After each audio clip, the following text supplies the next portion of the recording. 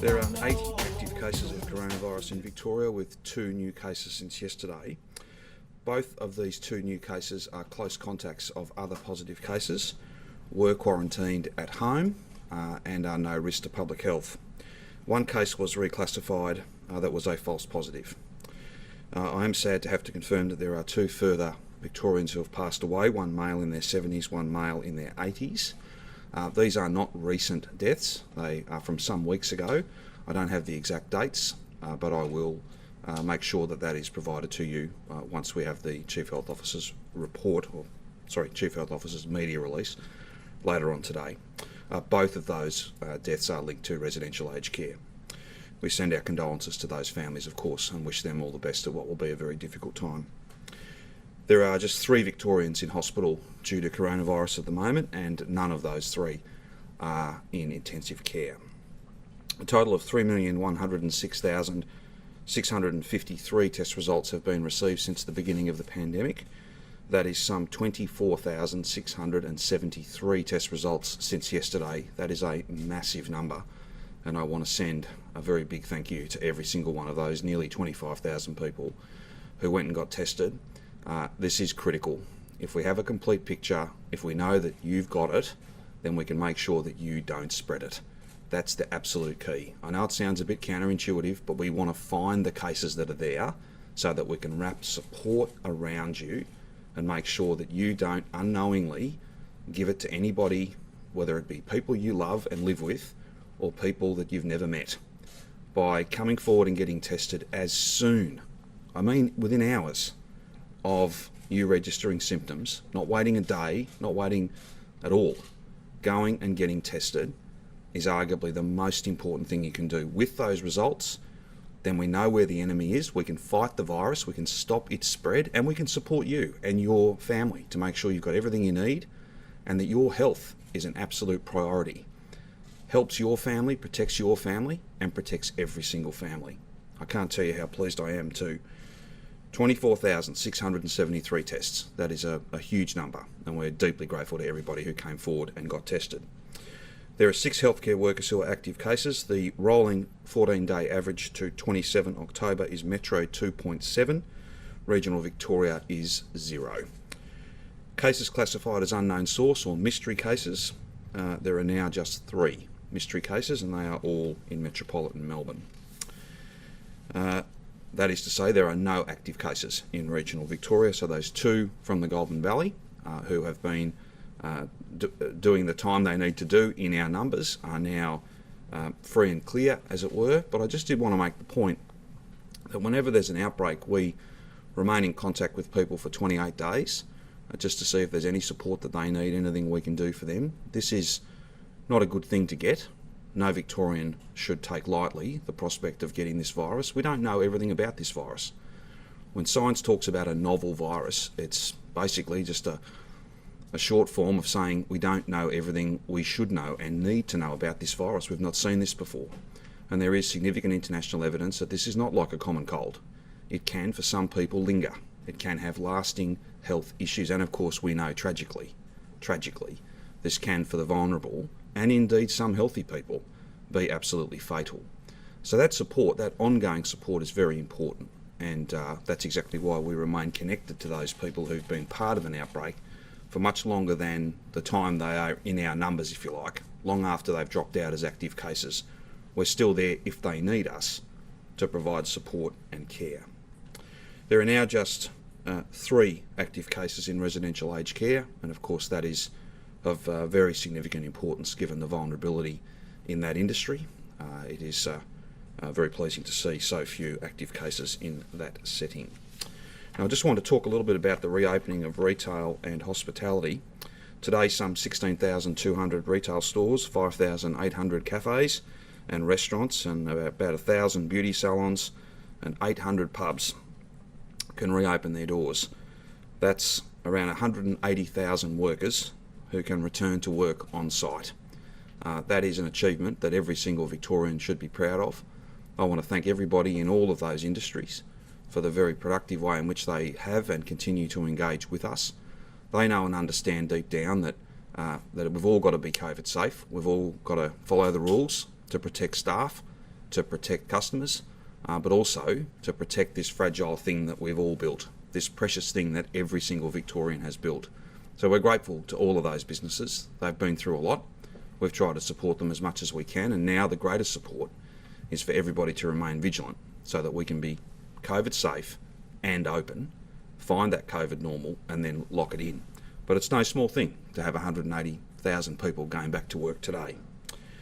Many Melburnians will be keen to get out and spend some time and spend some money to support their local businesses. I would just remind everyone that the rules still apply, and the rules, they're not against you, they're for you. They are so that you can continue to do these things. That's what the rules are there for. And we can keep going, opening up further, making further announcements on the 8th of November, and then further announcements beyond that, and have that Christmas that we're all longing for, where we can be close to the people that we have missed the most. That's our aim. That's where we'll get to, but everyone has to play their part in that. I just wanted to give a very special shout out to a group of people that have probably not got the recognition that they are fundamentally entitled to, and that is our shopping centres. They've hosted testing sites, in particular Westfield and vicinity shopping centres. They've done an amazing job in making it as easy as possible for people to get tested. Those drive-through sites, they've kept them going even though large parts of their business have been closed. So to vicinity and to Westfield, I say thank you very much. You've done a great service for the public health and the safety of so many people, and we wouldn't have got to this point without the critical role that you've played. We're very grateful to vicinity and to Westfield shopping centres. If you have symptoms though, as I've said literally thousands of times, and I will continue to say it because it is so important, if you have symptoms, please go and get tested as soon as those symptoms are clear to you. There will be opportunities, of course, as people are out and about more, to go and get tested at one of these shopping centre sites or another site. I know this, I don't want to be anything other than clear. We did, a while back, we did see a circumstance where some people would go and get tested and then they would go and do their shopping. I would just say to people, if you've got symptoms sufficient to get tested, then the only thing to do once you've had the test taken is to go home and to wait until the results come through.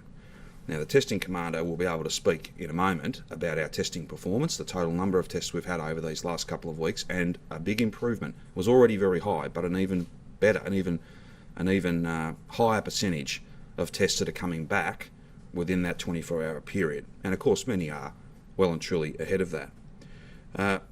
It is very important if you get tested as soon as you need to, as soon as that scratchy throat or runny nose or fever or headache is clear to you. You can't then go shopping while you wait for your test results. You can't go anywhere. You've got to go home and you've got to wait. If that means that you're out of pocket, there are payments. If you haven't got sick leave to fall back on, then there is a $450 payment while you get tested, and there's a $1,500 payment if you're positive and you're without work for those 2 weeks.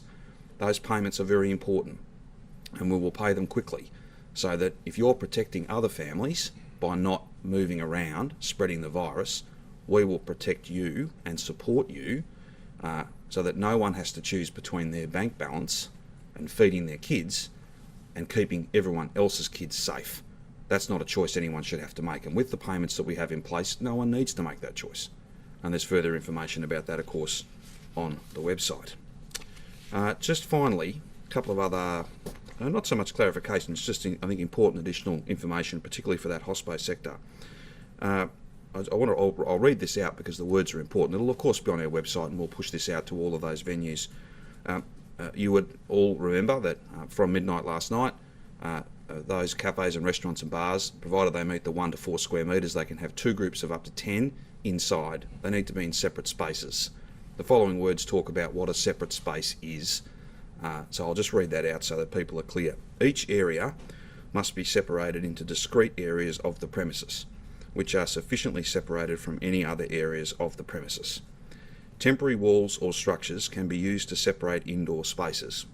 Walls separating areas should either reach from floor to ceiling or be at least 2.1 metres high for the space to be considered sufficiently separate.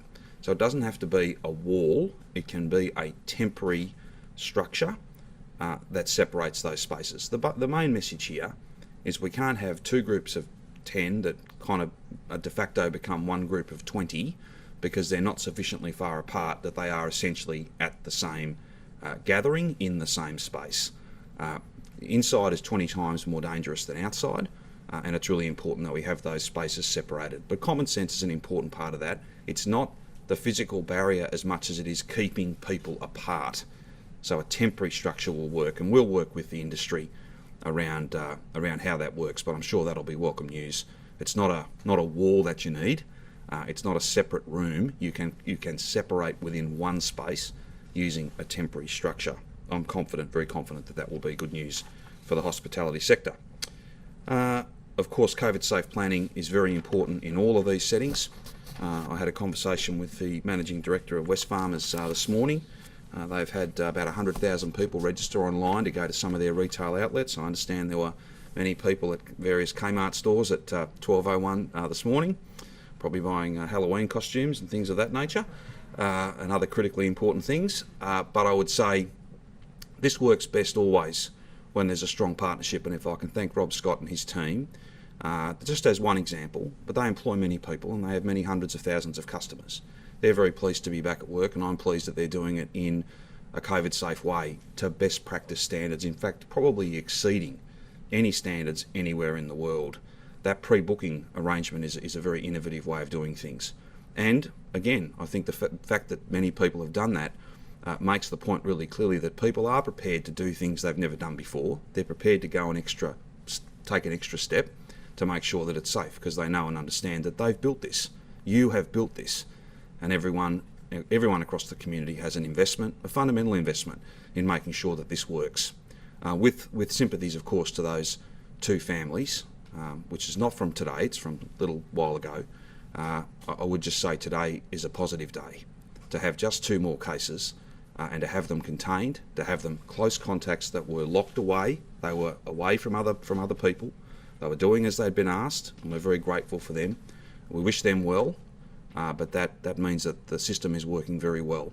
And if we all play our part, it will continue to work well. And yes, there'll be cases, and yes, there'll be outbreaks, but we'll be able to live with this, and we'll be able to keep people safe, but keep the place open. That's what we're aiming to do. Can I now ask Jerome, who's doing an outstanding job leading a very big team, delivering that sort of a test result, because it is a partnership. We need people to come forward, but we also need all of our workers and our laboratory team, everyone to work and play their part, and they are. I'll now throw to Jerome just to talk a little bit about our performance over the last couple of weeks, and then we're happy to take any questions you have. Thank you, Premier, and good morning. Over the last 2 weeks, we've seen over 208,000 Victorians get tested across Metro and Regional Victoria. 46,810 Regional Victorians got tested. That's a 48% increase on the previous 2-week period, and 161,000 tests across metropolitan Melbourne over the last 2 weeks. Again, 12% up on previous fortnight. I just wanted to stop and recognise in particular the ongoing efforts of Regional Victorians to keep getting tested.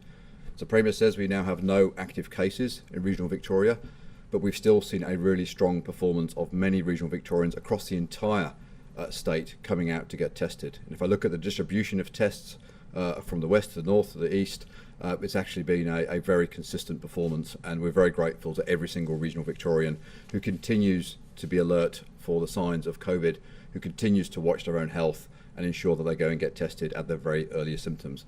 And it's that kind of performance that we all need to maintain this really steady performance of minimising our cases as we go forward and as restrictions ease up. For every single positive case we found in Regional Victoria in the last 2 weeks, and of course there haven't been many of them, only 3, 5,951 tests have been done. Within the metro area, it's about 1,500 tests for every single positive case. But every single negative test result tells us something more.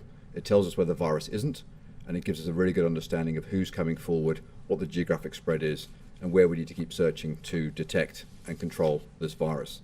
And as we've seen today, 2 more positive cases. Those 2 positive cases are both within existing close contacts. We're aware of them, we're aware of their families. They have been isolating over the last few days since they were first identified as close contacts, and they're of course getting the full support and wraparound care in terms of both financial support, food relief support, accommodation support, whatever is necessary to ensure that people who do test positive and those who we ask to isolate as close contacts get the care and support they need so they can do the right thing to protect themselves, protect their families and their wider community. As the Premier said, we did 24,673 tests yesterday. We haven't seen that number since early August. It's a phenomenally, really strong community performance to come out consistently across the metropolitan area, across the state, to come out and get tested. 98.8% of those tests had results within a day. It's again really encouraging to see that the systems we have behind this, the pathology labs that are working incredibly hard, the additional analyzers that we've bought over the last few months, the processes that we've improved, all the steps that we've taken by many thousands of people who continue to work to this day and who will be continuing to work for many, many months ahead, are able to deliver such a sustained and strong performance. Almost 35,000 tests is a phenomenal number. It tells us so much about what's going on. A big focus for us will be to ensure that we keep people coming on. And as the Premier has indicated, if you feel you're not well, if you've got the slightest symptoms, not only do we want you to go and get tested today, you will have your result tomorrow. You won't be waiting at home for days on end, not sure what to do. You will have your result tomorrow, so you can plan ahead. So please do not delay, get tested. We will support you to get tested. We'll support you if you're positive. We'll support you if you're a close contact. I'll make a few short remarks about the Northern Suburbs outbreak. That continues to be an active outbreak, and the two cases this morning are associated with the Northern Suburbs outbreak. We saw 4,689 test results since this time yesterday morning, all from the Northern Suburbs. They're part of that 24,000 figure. So again, a really strong turnout continuing in the Northern Suburbs as a whole diverse range of our fellow Victorians come out and do the right thing to get tested. We've now seen over 23,000 tests in the Northern Suburbs since the start of this outbreak a week ago, on Tuesday last week. So we're again very encouraged by that. We continue to work very hard to support the active cases. We now have 41 positive cases spread over 12 households.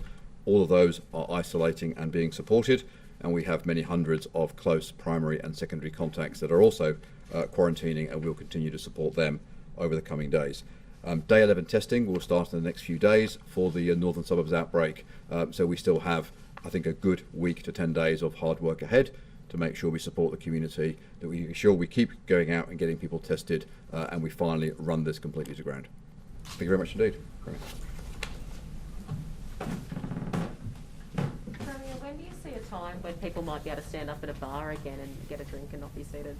Well, if you look at the experience from earlier in the year, I'd hope that we can have those venues operating with as many people as possible, being able to have a drink at the bar, as you say, as soon as possible.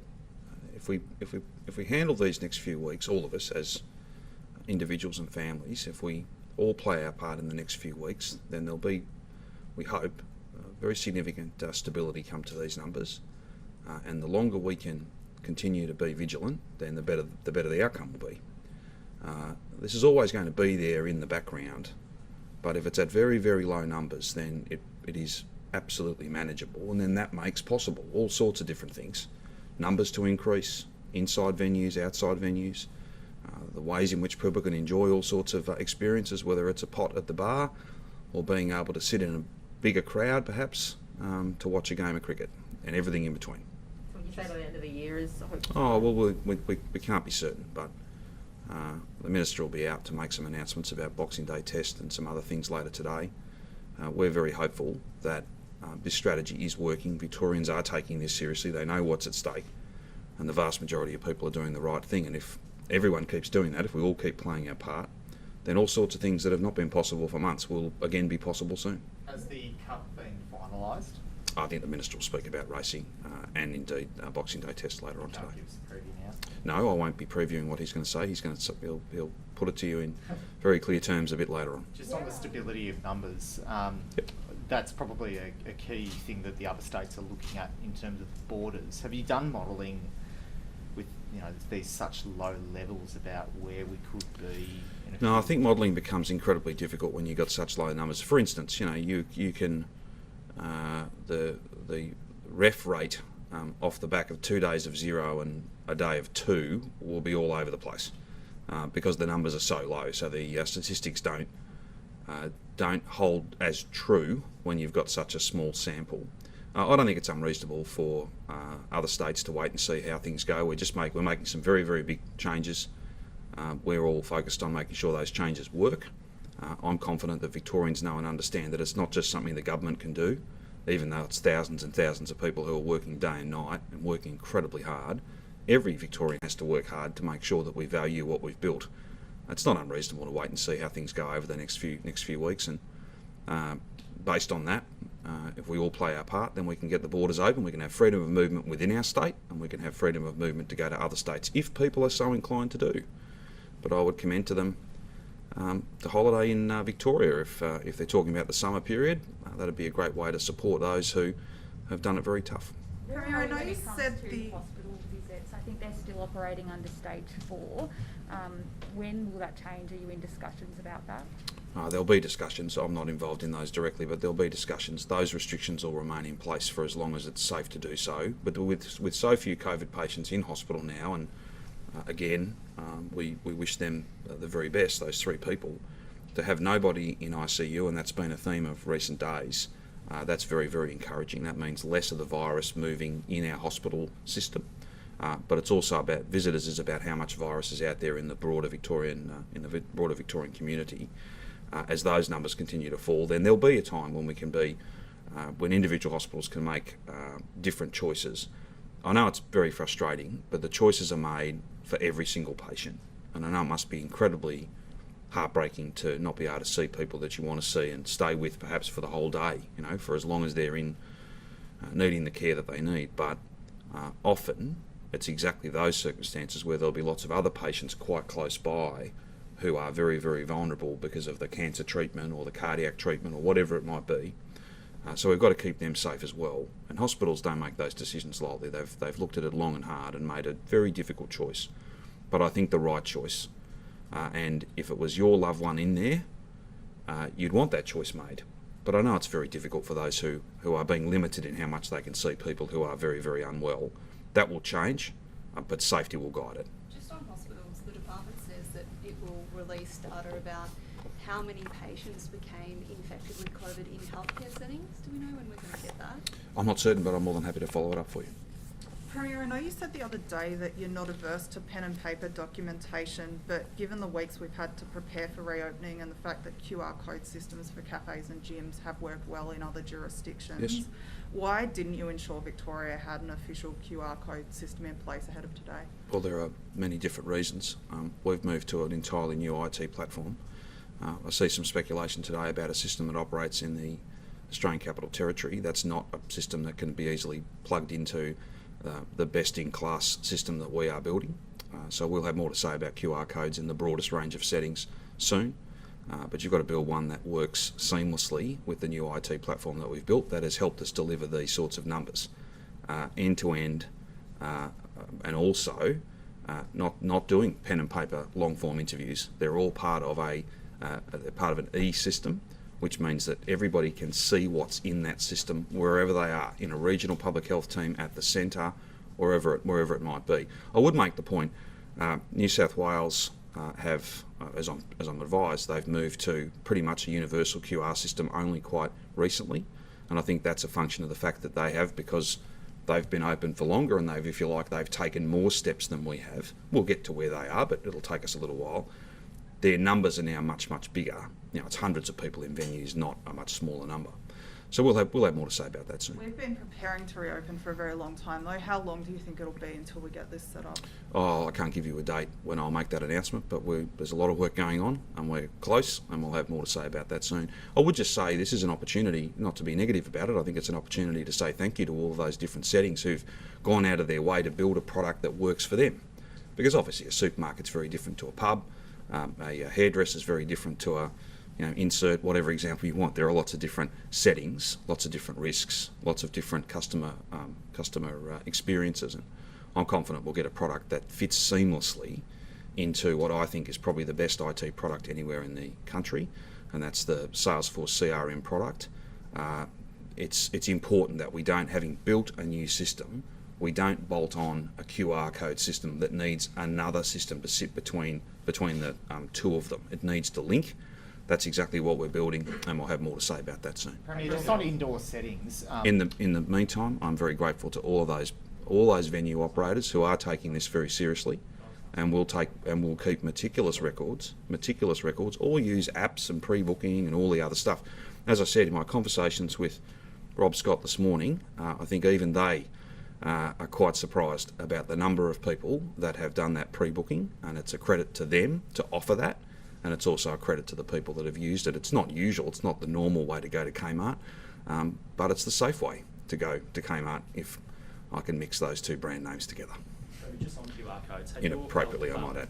Had your health department had conversations about using the ACT's tool? And then just as a follow-up, do you have any view on whether it should be a website or whether it will be an app? Because the health department yesterday wasn't willing to say whether it would be a website or an app. I'm not in a position to be able to give you that definitive. I'm happy to try and get you an answer to that question. On the issue of apps versus websites, I'll leave it to others who are more expert in these matters, and when we make the announcements we'll be very clear about how the thing works. I think you've just got to use the best technology that you can find, and that's not always something that's off the shelf. Quite often you do go for the off the shelf product, but when you've built a new IT platform, a new system, it makes absolute sense to have the public facing elements of that, the input points. They have to be able to speak to that new system and do so seamlessly, not have to then go and build something that sits between our new IT platform, which I think is best in class, and the QR platform. This is again, I'm not an IT expert, but these are the detailed briefings that I get. We're not too far away, and we'll have more to say about that. It is likely that the system will be developed by Salesforce. I'm not sure whether it's developed by Salesforce, but it will be completely compatible with the Salesforce CRM product, and I think that's the best way to go. There's no good building a new system, building a new house and then not having the key to the front door. This just makes sense, and this is exactly the way to do it. If we could buy a product off the shelf or get something from another state, then we would, but I think that will be more complicated, more complex, and would potentially put at risk some of the really clear benefits we get from having built a best-in-class IT platform so that everyone can see what's going on, everyone's part of the same real-time response, and it's a digital from end to end. That's a really important part of it. Premier, just on indoor settings, sorry Brett, Sure. on indoor settings, have you got any clarity for, say, cinemas and also, say, Crown Casino? I was speaking with the cinema CEO this morning, and he pointed out to me they've got no idea when they can reopen on the roadmap, and they point out that you've held a press conference in this room, a theatre, for several hundred days on public health advice, I'd imagine, or they imagine. So what's your response to that? Well, this is a theatre, yes, but if you have a look at the number of people that are in this room every day, it's a small number, and it's basically the same people pretty much. So it's not a turnover 8 times per day. I don't want to get into a debate with the cinema industry, but if there's any deficiencies in our contact with them, or if they feel that they need to talk to us more, absolutely, I'll make sure and follow that up after I leave here today. We'll be able to get cinemas open again, just a matter of when it's safe, and with no disrespect at all to the product they offer or the experience or any of that, no time at the movies is worth putting at risk everything we've built. There'll be a time to do that. There'll be a time to do that. It just isn't now, but if they need a bit more clarity from us, I'm more than happy. I know many people in that sector, and they take these matters very seriously. They're about safety. It is something that people enjoy, and it does in fact employ a lot of people. We'll get it open as soon as we can. But if there's any deficiency there, or if they feel that they haven't got as much information as they need, I'll make sure someone gives them a call this afternoon. Do you know if they'll open under, say, the COVID normal step? Oh yes, I think they'll be open by then.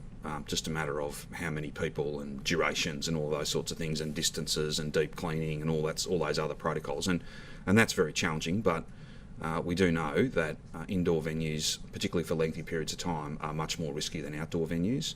You did see on Monday we made some announcements in relation to fixed seating for outdoor entertainment, which I think was 25% to a cap of 50. So I know it seems a bit strange, but there'll be some outdoor cinema activity that'll be permitted before there's indoor cinema activity, and that's not the norm, but that's what's safe. And what about Crown? Sorry, Brett. What about Crown Casino? Any update for when Well, the casino? whether people are regular visitors to that place or whether they're necessarily supporters of that their products, it is the biggest single site employer in the state. We want to get them open as soon as we can, but it has to be done safe. And I will just say this, in very detailed discussions with management there over a lengthy period of time, they too only want to be open when it's safe. And it's a credit to them. It is a credit to them. Now, there'll be some parts through the restaurant, the other hospo changes we've already announced, that will be open. They have quite a deal of outdoor space. I'm confident they'll use that well. And that'll be an experience and a part of the city that'll be much more active than it's been for a long time. I take it your question really does relate to the gaming floor. And again, when that's safe to do, then of course we'll get that open. But I want to thank them and every business who've been absolutely focused on safety first. That's, open and stay open. That's the only way that we can do this. Gym owners are saying that there's still too much ambiguity as far as they're concerned when it comes to wearing face masks. Aerobic activity, you Sure. don't have to, but lifting weights you do. They say that's just as strenuous in a lot of cases. Can you see why they've got some confusion? Brett, I'm happy to concede that I'm not an expert in these fields. But if there's anybody from the peak or anybody from any individual business that needs to talk to a public health person, I'll make sure that happens this afternoon as well. There is a logic behind this. I have had a discussion, more than one actually, with the Chief Health Officer about this, and I apologise if there's any complexity to this. If there's complexity, it's only because of the complex nature of the risks within that space. We want to get them open and back as close to normal as we can. But some settings are just higher risk than others, and there's only so much you can do to decrease that risk. I know 1 to 8 is not. That's not what the industry wants, and I understand why. And I've said on more than one occasion, this industry has been very hard hit, and if they want to speak to us about further support, things that we can do, I'm more than happy, absolutely in good faith, to sit down and talk to them. With 0 active cases in regional Victoria, does that give you latitude to bring forward more changes there to the roadmap? Well, I think it's important to not lose sight of the fact that we've only just made some significant changes there. So 40 inside, they're a couple of weeks ahead of Melbourne, a little bit more than that actually. But we don't rule out the notion of going further again. So they're at 3A. Whether there's a 3B, that'll be based on the health advice. We don't want to have a situation where Melbourne and regional Victoria are so far apart that we can't open the border. Because if you've got more favourable settings in the regions, of course people will travel to get that. The best thing to do is we just see out this next couple of weeks. Everyone plays their part. We keep the numbers low, despite the fact we're open. We then bring down the 25Ks and the metro regional border on the 8th. And then if there's another step, like a 3B, then we can all take that step at the same time. That I think is preferable than having different rules in different parts of the state, because what that would mean is you had to keep the border on for longer, which I don't think no tourism business, and indeed families, it's not only about those issues, it's a very personal thing for a lot of people as well, be it the ability to go and see people they haven't seen for a long time. There's been some talk around COVID compliance monitors at gyms. Would that be someone that already works at the gym, or would that be an external person coming and monitoring it? I'm not certain. Again, I think there's probably a need for us to sit down with this industry and have a further discussion. We've got a little bit of time to try and work that through. But I don't want any sector to feel that they haven't had a hearing, or that there's things that perhaps the public health team don't quite appreciate. I know that industry will know their business better than we will. After all, they live it every day. The important thing is to have an open door and to listen and to try and find that really difficult balance point between what's viable and what's safe. And sometimes that's really obvious, other times less so. But you're always best informed when you're engaged with people. And if there's any sense from that industry that there's other points they want to make, I'm more than happy to make sure that happens. Can I ask Jerome about Certainly. the testing numbers in the last 24 hours? That's a huge number, almost 25,000 tests. I think you said around 4,600 were from that northern area. Were there any other areas where you saw a peak in testing? Do we know why that number was so big? No, I think what we've seen, I think, is a real focus, obviously, over the last week or so in the northern suburbs, and I think the message is getting home to to Melburnians and to Victorians, it says testing remains our biggest single tool that we've got. That's the one thing we can all do to make sure we're doing our part to keep the virus down. So we looked at our numbers. They're fairly universal across Melbourne. They're a little bit lower in regional Victoria, but as I've said, regional Victoria has done a really good job in the past couple of weeks. So no real pattern. I expect that those numbers will probably drop off a bit over the coming days, but we want to maintain a consistency and a real strength across the whole state. Do you think it has anything to do with the return to work, people wanting to make sure that the sniffle they have is okay before they return to work or see loved ones? Is it that? Yeah, look, possibly. I think we are, of course, saying to employers, and last week we contacted around 2,000 employers, particularly in the northern suburbs, to ensure that employers are also looking out for their staff, because now that we're starting to open up, and the Premier's talked about the businesses that are opening up today, any staff member coming back in who's not feeling well, you must send them home and get them tested. It's again to ensure that those businesses can remain open, because if we see any future COVID cases, and we know we will, if they're associated with a business, as they were with the schools last week, we have to take swift action to close the school, close the business, clean it up, test all the staff, and that will be a swift process. But again, the last thing any business would want at this point is to be impacted by a COVID outbreak. So please, look after your staff. Make sure you brief them well.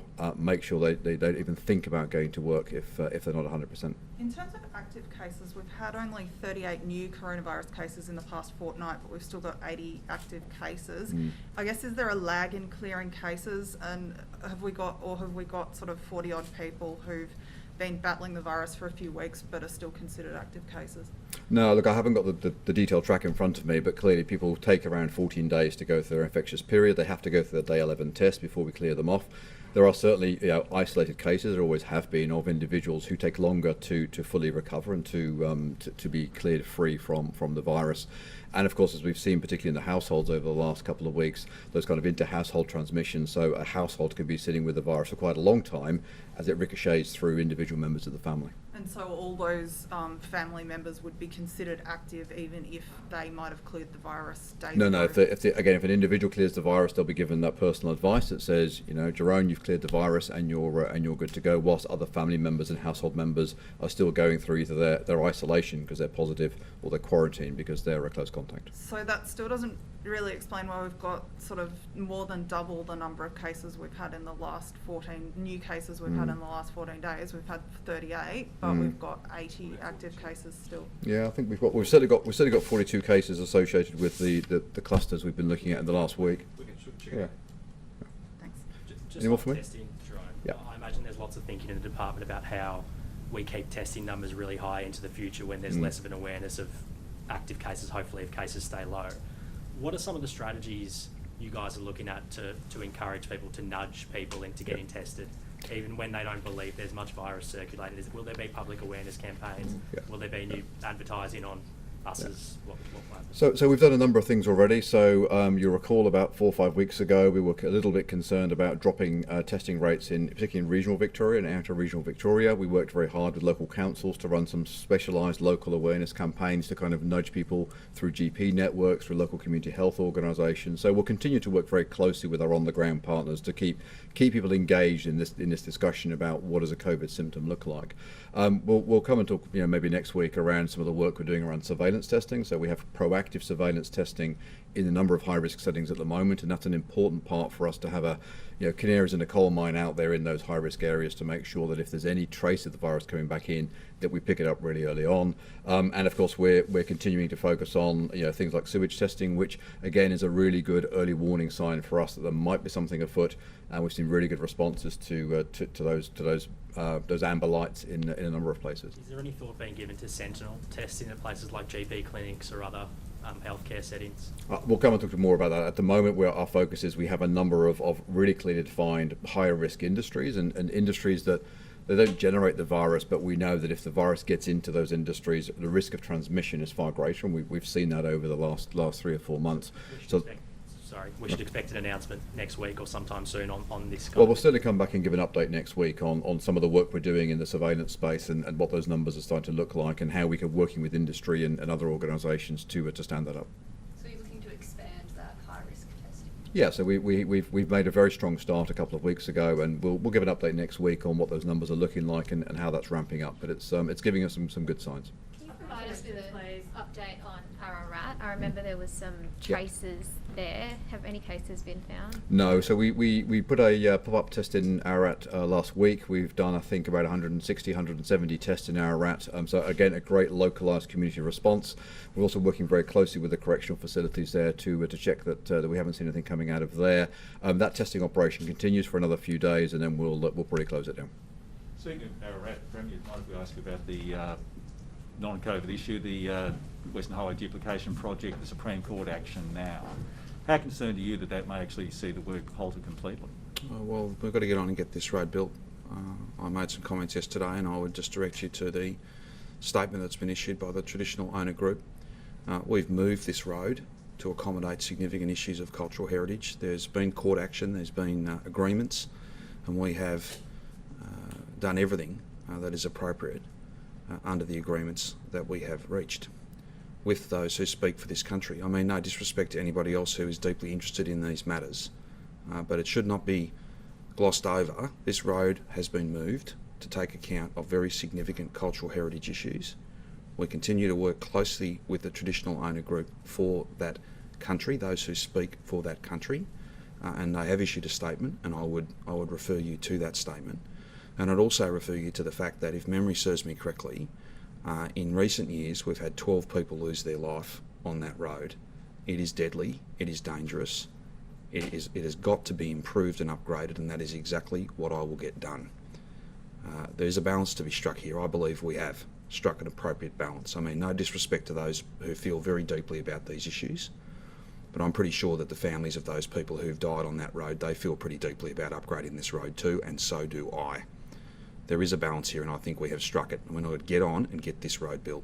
How do you decide which Indigenous groups to listen to? Because you've said that you've consulted with the official traditional owners, but there are other Indigenous people who clearly feel very strongly about this. How do you decide who's got a legitimate view on this? Well, I mean no disrespect to anybody who has a different view to me. People are entitled to have a different view, and within Indigenous... You've listened to one group and you're not listening to another, though. And within...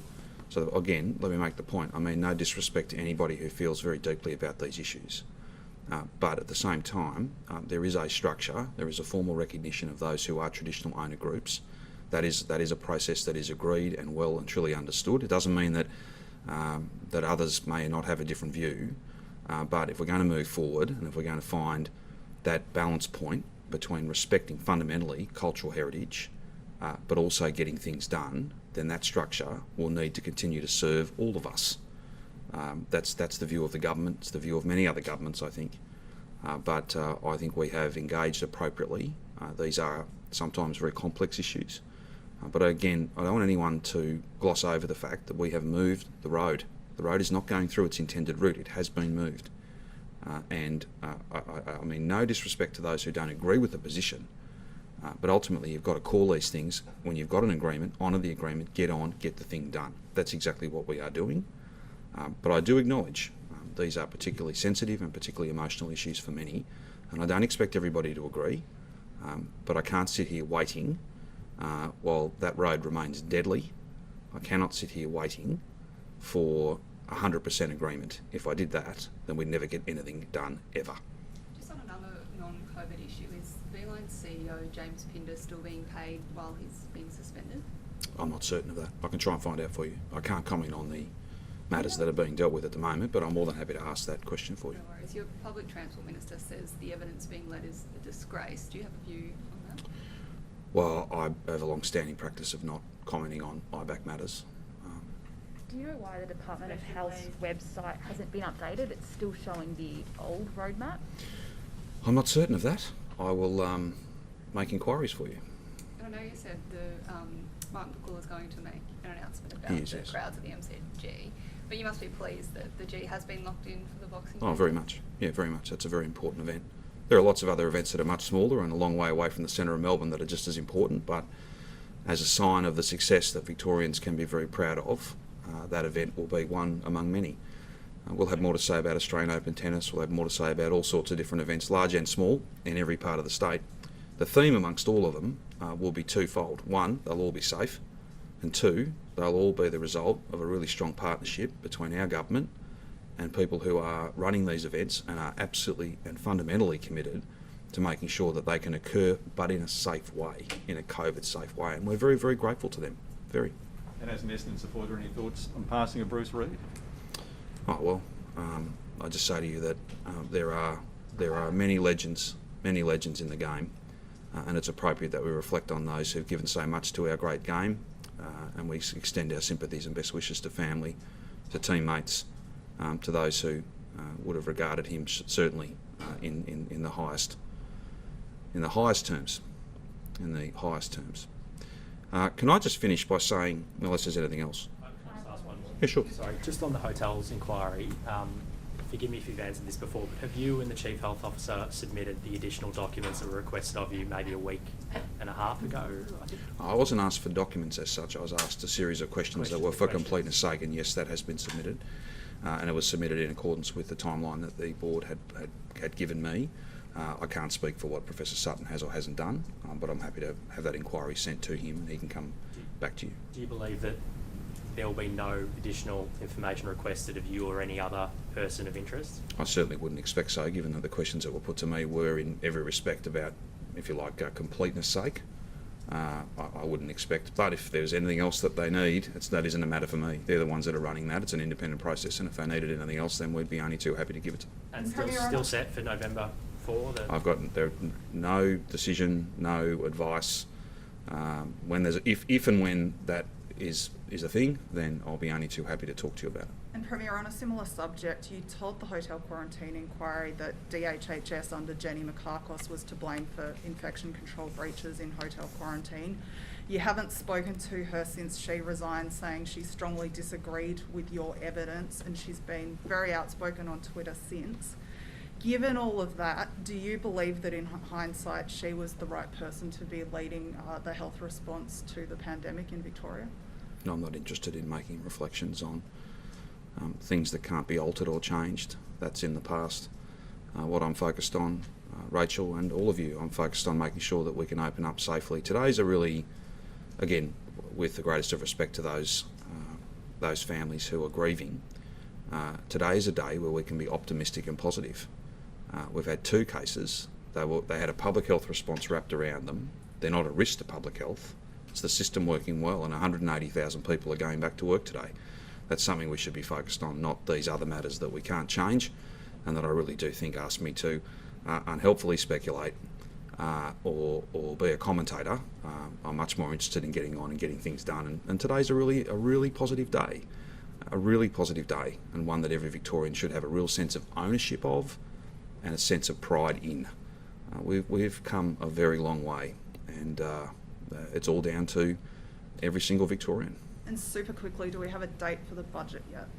No, I'm not here to make an announcement about the budget. When we have that date locked in, the Treasurer will make that announcement, and then he'll deliver that budget on that day, and it will be a budget, the scale, size and nature of which has never been seen, because that's the nature of the challenge we face. These are unique circumstances. It'll be a budget about confidence and investment.